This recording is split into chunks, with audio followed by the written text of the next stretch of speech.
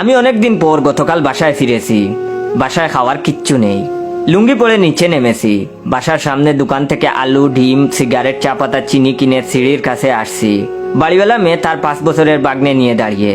আশ্চর্য, আমার মুখ ভর্তি দাড়ির কারণে বাড়িওয়ালার মেয়ে চিনতে পারলো না। পিচ্চিটা আমার দিকে হা করে তাকিয়ে আছে। উপরে উঠছি, পিচ্চিটা আমার পিছু পিছু একতলায় এসে আবার নিচে নেমে গেল। পিচ্চিটা জুড়ে জুড়ে বলছে, খালামণি উনি কে? ছেলে ধরা নাকি? বাড়িওয়ালার মেয়ে পিচ্চিটাকে ধমক দিয়ে বলছে, ছেলে ধরা না, পাগল উনি। তুমি দুষ্টামি করলেই তোমাকে কামড় দিবে। এটা শুনে আমি মনে মনে হাসলাম।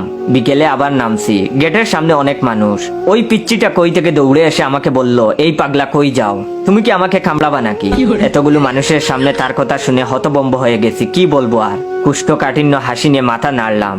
পিচ্চি কি বুঝলো জানি না, তার হাতে থাকা ছোট ক্রিকেট ব্যাটটা দিয়ে আমার পাছায় বাড়ি দিয়ে চলে গেল। লোকজন হু হু করে হাসলো, আমিও লজ্জায় হাসলাম। আজ সারাদিনে 5 বার বাসার নিচে নেমেছি, আর এ পিচ্চির মুখোমুখি হয়ে ব্যাট হাতে দাওয়া খেয়েছি। সন্ধ্যায় আবার ব্যাট নিয়ে মারতে আসছে।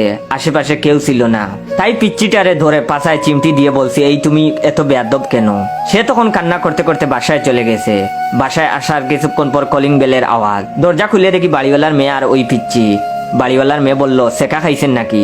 এরকম উদ্ভ্রান্তের মতো চেহারা করছেন, দাড়ি রাখছেন, চিনতে পারিনি। আর আমার বাগ্নের পাছায় চিমটি দিছেন কেন? সে এখন জিদ ধরেছে আপনার পাছায় বেড দিয়ে না মারা পর্যন্ত কান্না থামাবে না, কিছু খাবেও না। ছোট মানুষ, কিছু মনে করবেন না, আপনার পাছায় বেটের একটা বাড়ি দিবে। এই বলেই বাড়িওয়ালার মেয়ে পিচ্চিটাকে বললেন, এই যা বাড়ি দে।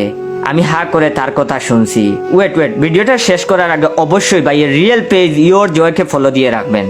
আর রিয়েল পেজ থেকে ভিডিওটা দেখলে অবশ্যই বেশি বেশি করে শেয়ার করবেন, যাতে করে আপনার শেয়ারে অন্যরা ভাইয়ের রিয়েল পেজ ইওর জয়কে পায়। আমি হা করে তখন তার কথা শুনছি। পিচ্চিটা এলো এবং আমার পাছায় বাড়ি দিল বেশ জুড়েই। তখন বাড়িওয়ালার মেয়ে পিচ্চিরে বলল, হইছে, শখ মিটছে?